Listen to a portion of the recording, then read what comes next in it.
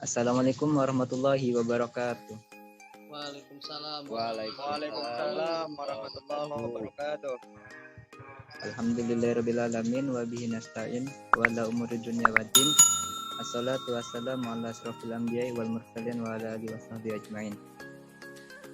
Yang saya hormati Bapak Zainur Ridho selaku guru dosen mata kuliah Pemikiran Politik Islam. Yang saya hormati teman-teman semua. Baiklah, kami di sini akan mempresentasikan tentang pemikiran politik Islam pemikiran Rasyid Ridho. Adapun kelompoknya yaitu Ilham Abdul Aziz, Sahrani, Dika Tabrozi, Yulfazuna Nur Aini, Muhammad Kemal Idris, Ahmad Ganda Sasmita, Anis Fauziah Aulia. Untuk mempersingkat waktu, saya selaku moderator akan membacakan biografi Muhammad Rasyid Ridho.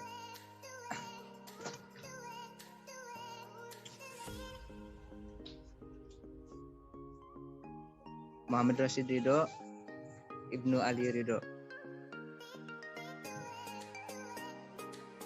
Muhammad Rasyid Ridho bin Ibnu Muhammad Bahudin Ibnu Mana Ali Kahaf dilahirkan di Kalamun, kota Lebanon pada tahun 1282 Hijriah atau 1865 Masehi sampai wafat 1354 Hijriah atau 1935 Masehi. Adapun saat itu daerah Lebanon merupakan daerah wilayah dari kerajaan Turki Utsmani. Orang tua Rasyid Ridho berasal dari keturunan Al-Husain, putra Ali bin Abi Thalib dengan Fatimah, putri Rasulullah. Rasyid Ridho mendapatkan gelar Said di depan namanya karena ayah beliau yaitu Al-Syahid Ali Ridho yang merupakan seorang Sunni yang bermazhab Imam Syafi'i. Biografi yang selanjutnya kemungkinan lebih jelasnya akan disampaikan oleh saudara Ahmad Ganda Sasmita. Kepada beliau dipersilahkan.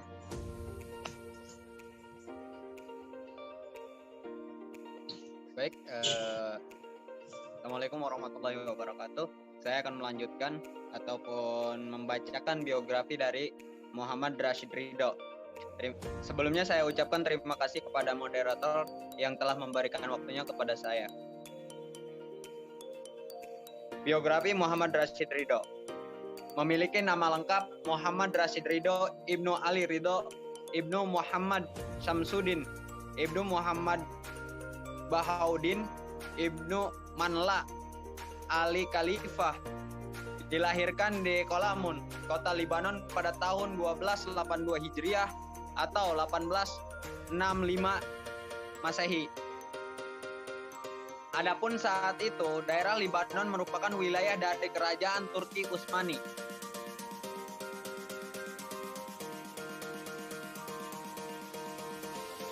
Orang tua Rasyid Ridho berasal dari keturunan Al-Husain putra Ali bin Abi Thalib dengan Fatimah putri Rasulullah SAW.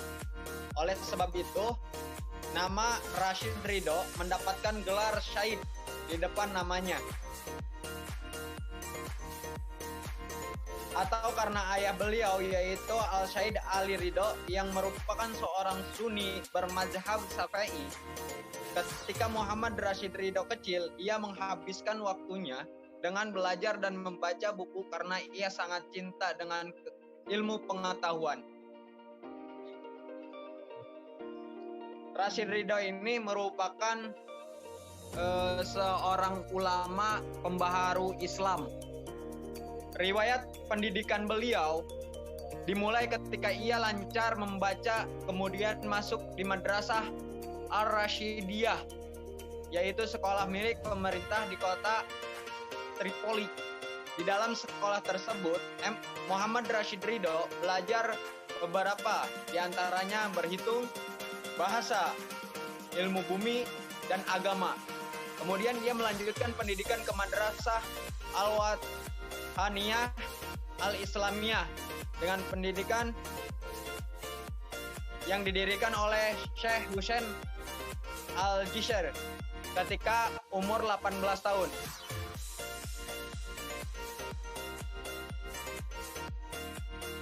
Di madrasah ini lebih maju dengan pendidikan Rashid Ridho sebelumnya, sebab ia mulai belajar untuk matematika, filsafat, dan ilmu agama lainnya.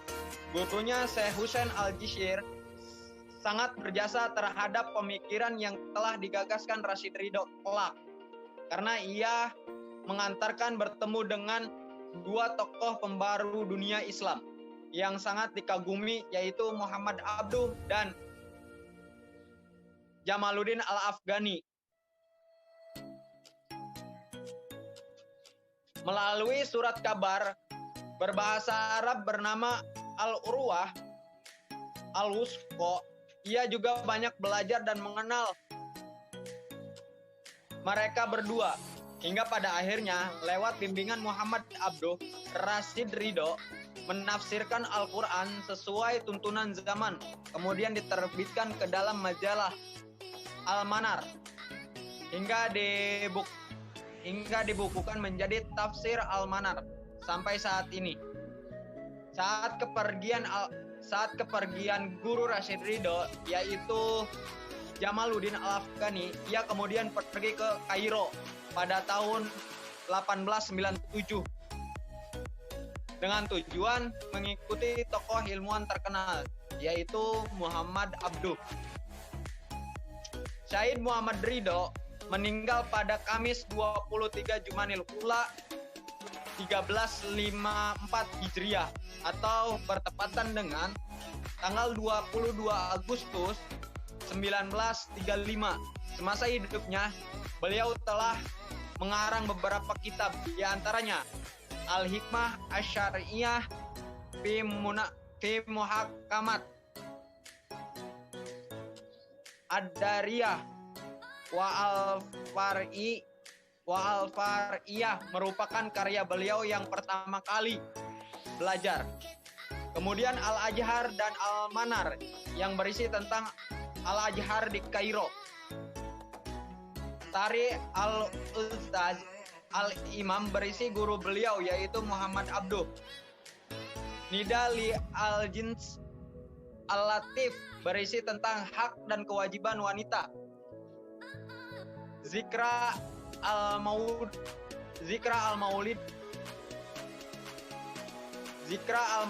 An-Nabawi. Kemudian Risalatul Hujjah Al-Islam Al-Ghazali. Kemudian Al-Sunnah wal Al-Sya dan Terak.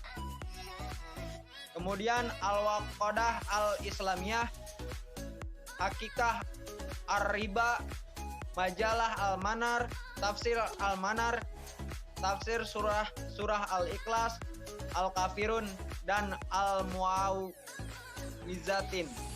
Mungkin itu yang dapat saya sampaikan, kemudian saya serahkan kembali kepada moderator. Billahi taufiq wal hidayah. Wassalamualaikum warahmatullahi wabarakatuh. Waalaikumsalam warahmatullahi wabarakatuh. Waalaikumsalam warahmatullahi wabarakatuh. Terima kasih kepada saudara Ganda yang telah menyampaikan materi. Yang selanjutnya materinya yang akan dibacakan oleh saudara Dika. Kepada beliau dipersilakan. Baik, assalamualaikum warahmatullahi wabarakatuh. Waalaikumsalam warahmatullahi. Suara saya terdengar, kawan-kawan? Oh, terdengar. Ya, baik. Terima kasih Bapak Ganda telah menjawab. Terima kasih kepada moderator yang telah memberikan waktunya. Semoga diberkahkan dalam segala aktivitasnya. Amin. Baik, lanjutkan dari pembahasan yang disampaikan oleh kelompok 4 tentang pemikiran politik dari Rashid Ridho. Saya akan memaparkan tentang konsep ketatanegaraan perspektif Rashid Ridho, yang dimana di dalam pemikiran Rashid Ridho selanjutnya itu tentang konsep negara ataupun bagaimana literatur negara itu diterapkan pada masa atau dalam pemikiran Rashid Ridho itu sendiri. Yang pertama, bahwa perlu kita ketahui bahwa Rashid Ridho adalah tokoh muslim kontemporer yang pandangannya sangat konservatif dan rasional, artinya bersifat pembaharuan dan juga masuk dengan akal, seperti di dalam konsep ijtihad nasionalisme, pendidikan dan lain sebagainya. Kemudian menurut Rashid Ridho terdapat beberapa konsep di dalam ketatanegaraan, yaitu ahlul halli wal aqdi yang akan kita bahas selanjutnya. Baik, yang akan dibahas oleh saya yaitu kali ini yaitu tentang di dalam kitabnya yang berbunyi Al-Khilafat wal Imamah Al-Uzma, yang berarti bahwa konsep negara Islam. Yang telah disampaikan tadi dari sahabat saya yaitu menjelaskan tentang karya-karya beliau, dan saya akan menjelaskan tentang konsep negara yang disampaikan langsung oleh Rashid Ridho. Baik, kita akan mengenal dengan yang namanya konsep negara perspektif Rashid Ridho yang dikenal dengan Al-Khilafat wa Al-Imamah Al-Uzma, yang dimana di dalamnya itu memuat literatur bahwa syuro ataupun majlis syuro adalah hak untuk semua warga negara. Karena dengan majlis syuro, masyarakat bisa untuk berdemokrasi dan bermusyawarah. Dan pandangan rasional itu sangat jelas dapat dirasakan oleh seluruh masyarakat pada waktu pada abad sekitar 20 pada masa Rashid Ridho. Adapun di dalam Rashid Ridho bahwa mengatakan juga sistem kenegaraan yang benar merupakan sistem yang dijadikan sebagai syuro, sebagai prinsip dasar yang menentukan kebijaksanaan, yang dimana setiap keputusan yang menyangkut kepentingan umum baik secara luas dan secara prinsipil itu dijalankan dengan baik dan benar. Karena pada dasarnya pemerintah akan berfungsi dengan baik serta dapat terhindar dari akses-akses yang tidak diinginkan seperti perselisihan, perpecahan dan sebagainya. Dapat kita simpulkan bahwa Rashid Ridho ini adalah suatu pemikir yang sangat moderat ataupun pembaharu, yang dimana beliau ini mengutarakan kepentingan umum itu lebih hak untuk dilindungi, lebih fundamental. Kemudian di dalam sistem ketatanegaraan perspektif Rashid Ridho bahwa dengan sistem khalifah ataupun khilafah, yang dimana khalifah ini adalah seorang pemimpin, bahwa untuk menjalankan suatu negara perlu yang dinamakan dengan pemimpin. Selanjutnya yaitu pembahasan yang akan disampaikan oleh saya, Ahlul Halli wal Aqdi Majlis Syuro, yaitu dapat disimpulkan bahwa orang-orang yang diamanahkan dan menjadi penyelenggaraan dalam negara, bahwa Ahlul Halli ini wal Aqdi sebuah lembaga yang dimana pada kalangan Sunni pada waktu dulu memiliki peran yang sangat penting di dalam sistem kekuasaan politik dan yang tertinggi, karena di dalamnya memuat peran dan pengaruh yang amat besar bagi pengangkatan imam ataupun pemimpin. Jadi dapat disimpulkan bahwa Ahlul Halli wal Aqdi adalah lembaga kalau di kita seperti Trias Politika ataupun lain sebagainya. Peradilan dapat dikatakan peradilan agama. Dapat juga dikatakan bahwa kenapa sih Rashid Ridho itu lebih mengutarakan bahwa Ahlul Halli wal Aqdi itu lebih penting ataupun lebih cenderung dengan masyarakat. Mari kita bahas. Selanjutnya yaitu hubungan antara Ahlul Halli wal Aqdi dengan rakyat ataupun umat. Ridho menyampaikan bahwa lembaga yang mewakili rakyat adalah lembaga yang melaksanakan haknya untuk memilih kepala negara. Jadi perspektif Rashid Ridho, Ahlul Halli wal Aqdi adalah wakil-wakil rakyat dalam melaksanakan hak pilih. Dengan demikian bahwa pilihan dari Ahlul Halli wal Aqdi adalah pilihan dari rakyat itu sendiri.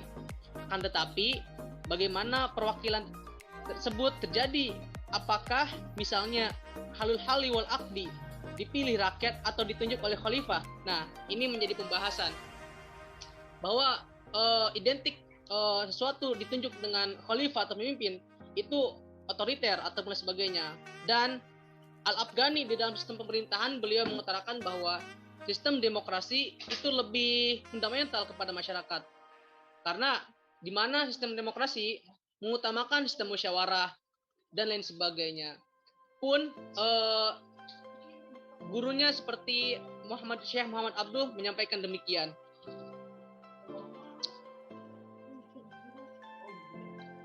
Baik, dapat disimpulkan bahwa relevansi dengan diskursus politik kontemporer yang disampaikan oleh Rashid Ridho bahwa membela tipe pemerintahan yang menjadikan kedaulatan rakyat sebagai karakternya, yakni pemerintahan yang dibentuk oleh perwakilan dan musyawarah melalui ahlul halli wal aqdi atau majlis syuro dan aliansi umat atau ba'iyat. Ridho memandang pentingnya musyawarah syuro dan konsensus ijtima sebagai prinsip demokrasi dan partisipasi politik rakyat dan dalam kekuasaan.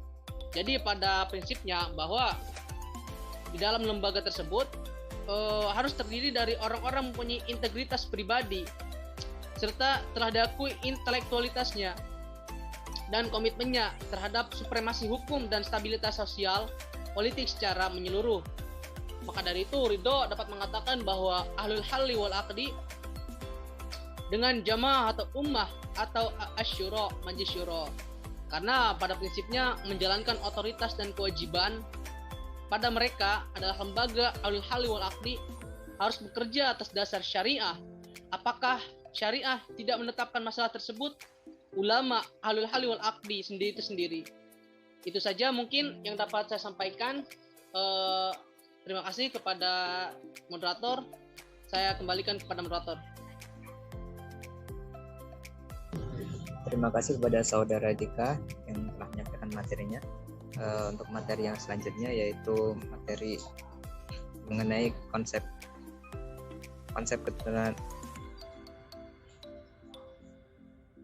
ketatanegaraan modern yang akan disampaikan oleh Ilham Abdul Aziz. Padanya dipersilahkan.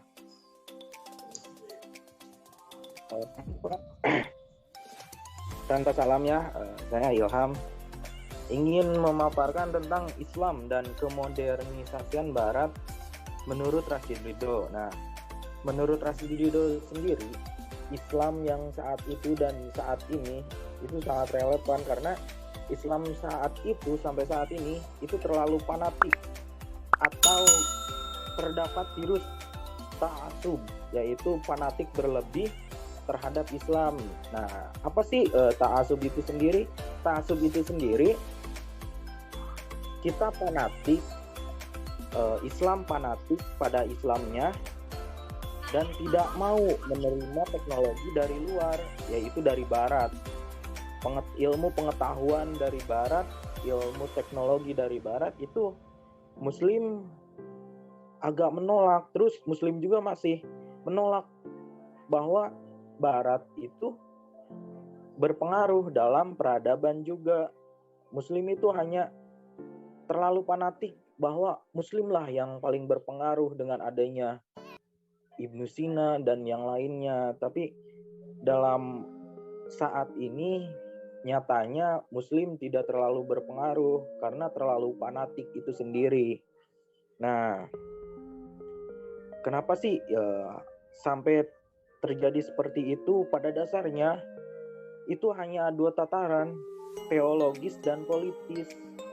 Nah, sekaligus militer ya. Kan kita ketahui juga Eropa tuh ada 3G. Apa sih 3G? Yaitu glory, gospel, dan goal.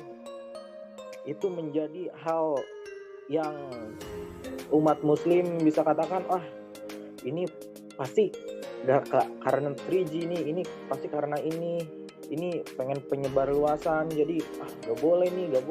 Tapi sebenarnya yang harus kita ketahui itu ilmu pengetahuan Muslim itu harus berkembang lagi. Tentang teknologinya tuh harus berkembang lagi. Terus kata Rashid Ridho itu kalau dalam kemodernisasian, Rashid Ridho itu sangat menginginkan yang namanya revivalisme dalam Islam dan memisahkan modernisme dalam Islam. Jadi hal yang dipisahkan tapi untuk tujuan Islam yang lebih maju. Nah, kesalahannya Muslim saat ini, Kita ambil contoh yang sangat sederhana. Kita pasti menghafal ayat Al-Quran tentang kebersihan, hadis Al-Quran tentang kebersihan. Tapi kita sampai situ doang kan? Enggak bertahap ke jenjang selanjutnya, yaitu mengamalkan. Coba kalau muslim saat ini berpikiran, kita udah menghafal nih ayat Al-Quran tentang kebersihan, hadis Al-Quran tentang kebersihan. Kenapa sih kita nggak mengamalkan dengan cara kita membuat teknologi yang baru, membuat teknologi alat kebersihan yang baru yang bisa merawat lingkungan serta menjaga kebersihan. Itu mungkin hal yang receh itu yang harus dapat pembaharuan dari Islam. Terus yang alangkah lebih baiknya ada gerakan-gerakan pembaharu lagi dari Islam, seperti pada zaman Rashid Ridho ini ada suatu gerakan untuk pembaharuan di Islam. Kalau pas masa Rashid Ridho itu dalam pemikiran, kenapa kita gak bikin gerakan dalam pengamalan? Kalau pemikirannya udah ada kan, kalau terus kita bikin tentang pengamalan, insya Allah Islam akan menjadi balances atau seimbang antara pemikiran dan pengamalan. Mungkin itu saja yang bisa disampaikan oleh saya. Terima kasih kepada pemateri. Selanjutnya, wassalamualaikum warahmatullahi wabarakatuh. Waalaikumsalam warahmatullahi wabarakatuh. Materi yang selanjutnya yaitu akan disampaikan oleh saudari Anis. Padanya dipersilakan. Ya, terima kasih kepada moderator yang telah memberikan waktunya. Assalamualaikum warahmatullahi wabarakatuh. Selanjutnya saya akan membahas sedikit mengenai tentang pemikiran politik Rashid Ridho tentang ijtihad. Secara istilah, ijtihad berasal dari masdar kata al-jud atau jud yang berarti al-masyaqqat, kesusahan atau kesulitan.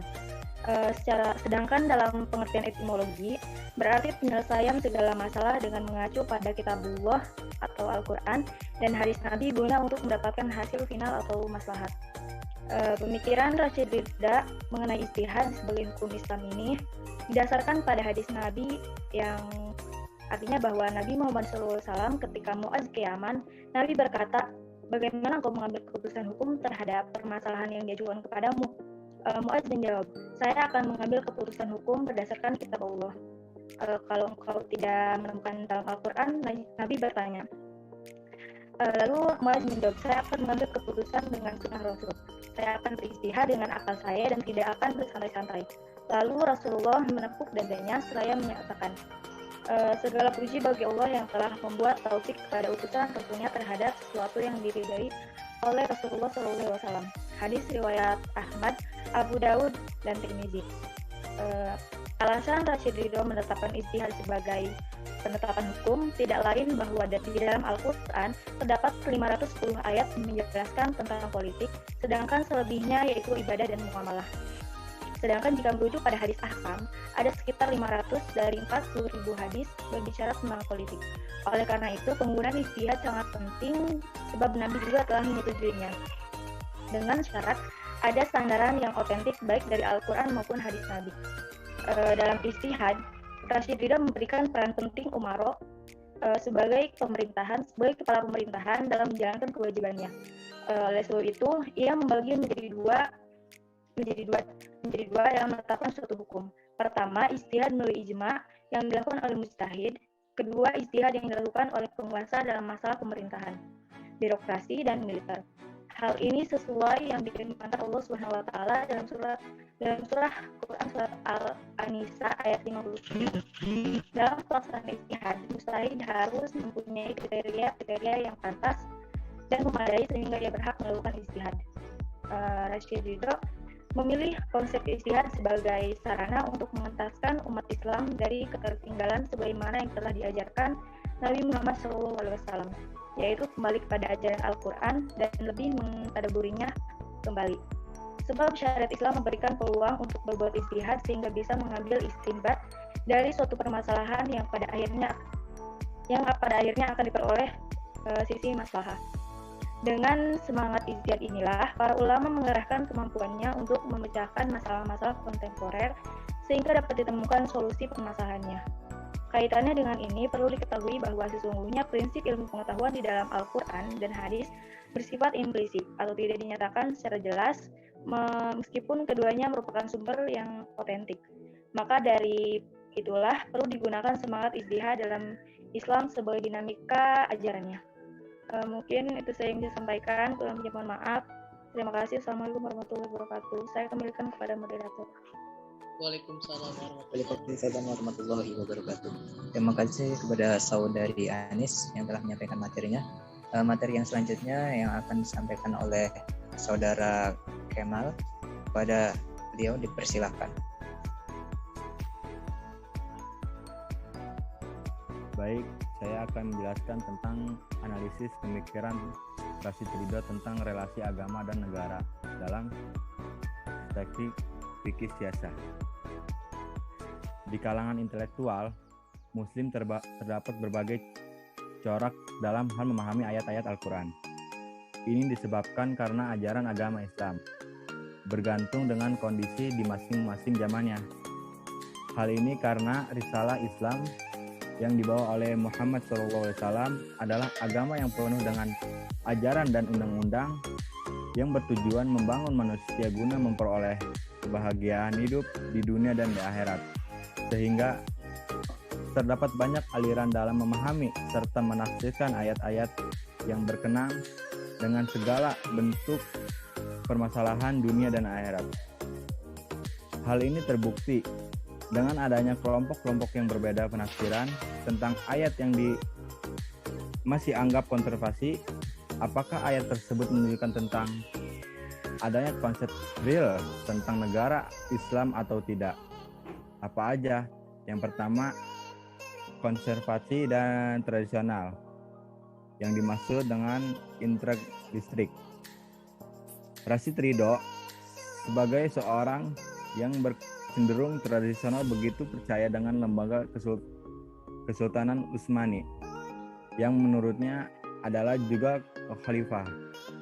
Walaupun mereka bukan dari keturunan Quraisy dan Arab, ia tampaknya menutup mata terhadap despotisme Kesultanan Utsmani.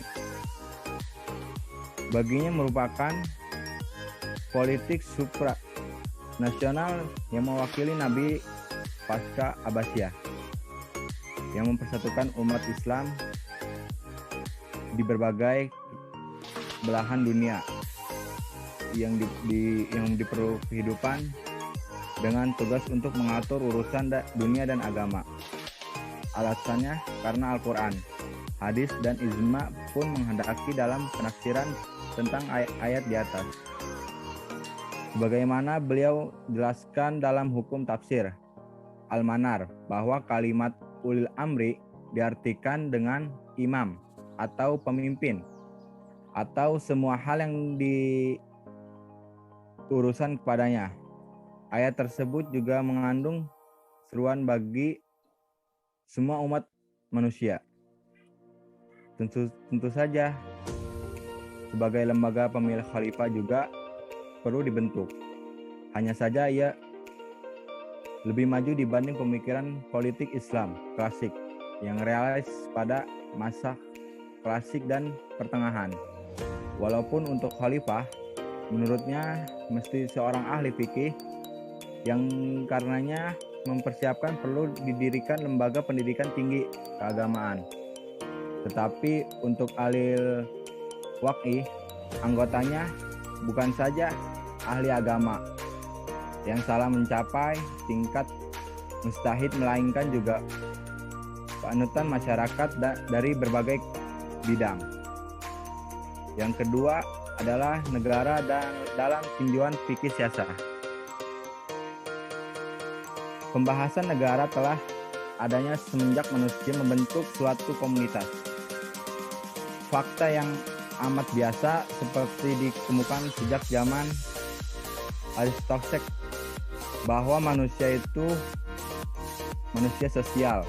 Dari itu wujud sebuah negara merupakan suatu keharusan dalam mengatur kehubungan sosial masyarakat. Hubungan antar kelompok masyarakat memerlukan sebuah intuisi karena adanya berinteraksi antara sesama manusia.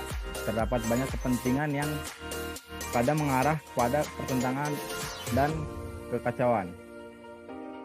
Dari sini, negara menjadi urgent karena negara merupakan organisasi dalam bentuk suatu wilayah yang dapat memaksa kekuasaan secara sah terhadap semua golongan kekuasaan lainnya dan dapat menetapkan tujuan-tujuan dari kehidupan bersama. Negara juga dapat menetapkan cara-cara dan batas-batas kekuasaan dapat digunakan dalam kehidupan bersama baik oleh individu, golongan, kelompok, organisasi maupun oleh negara itu sendiri. Baik, itu saja yang saya sampaikan. Kurang lebihnya mohon maaf. Wassalamualaikum warahmatullahi wabarakatuh.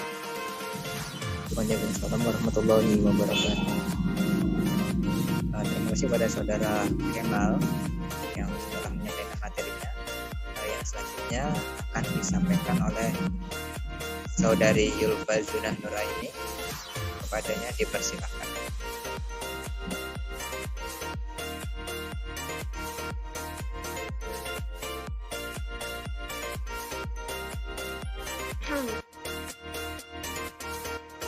Terima kasih untuk moderator yang telah memberi saya waktu. Di sini saya akan sedikit menjelaskan tentang nasionalisme dalam pandangan Rashid Ridho. Konsep nasionalisme dari Rashid Ridho sebagai respon ketidaksepakatannya dengan model nasionalisme yang diterapkan oleh Mustafa Kemal di Mesir dan gerakan nasionalisme di Turki yang dipelopori oleh Turki Muda. Ridho juga sangat tidak sepakat jikalau persaudaraan dalam Islam itu membeda-bedakan bahasa, tanah air, dan bangsa.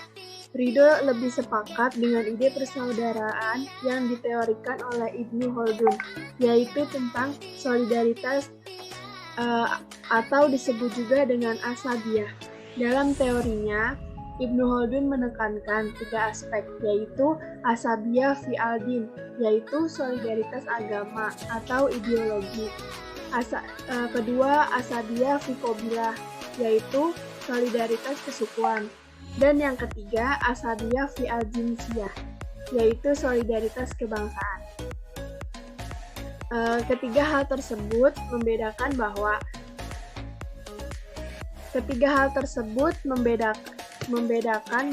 sebenarnya untuk umat Islam tidak ada sekat yang memisahkan persaudaraannya. Oleh karena itu, Ridho kemudian memunculkan gagasan bahwa rasa persaudaraan umat Islam harus digalakkan tanpa adanya perbedaan ideologi atau mazhab.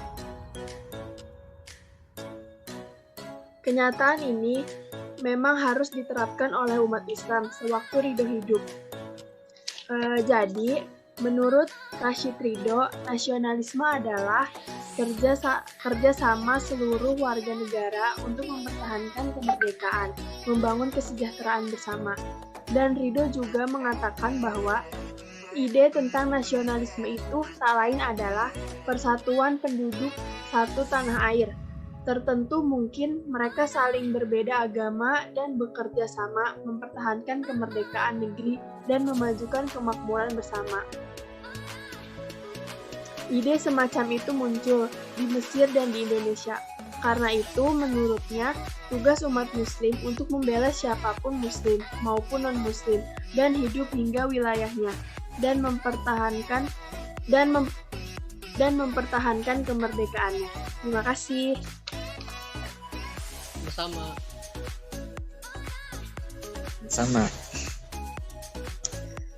Terima kasih kepada teman-teman semua yang telah menyampaikan materinya mengenai bahasan pemikiran Islam, pemikiran politik Islam menurut Rashid Ridho. Terima kasih buat semuanya. Apabila ada kesalahan dari kami, kurang lebihnya mohon maaf. Dari kamu. Kami selaku materi mohon maaf sebesar-besarnya kepada teman-teman semua. Yang selanjutnya yaitu minta maaf juga apabila ada kesalahan dari moderator. Kurang lebihnya wassalamualaikum warahmatullahi wabarakatuh. Waalaikumsalam. Waalaikumsalam warahmatullahi wabarakatuh.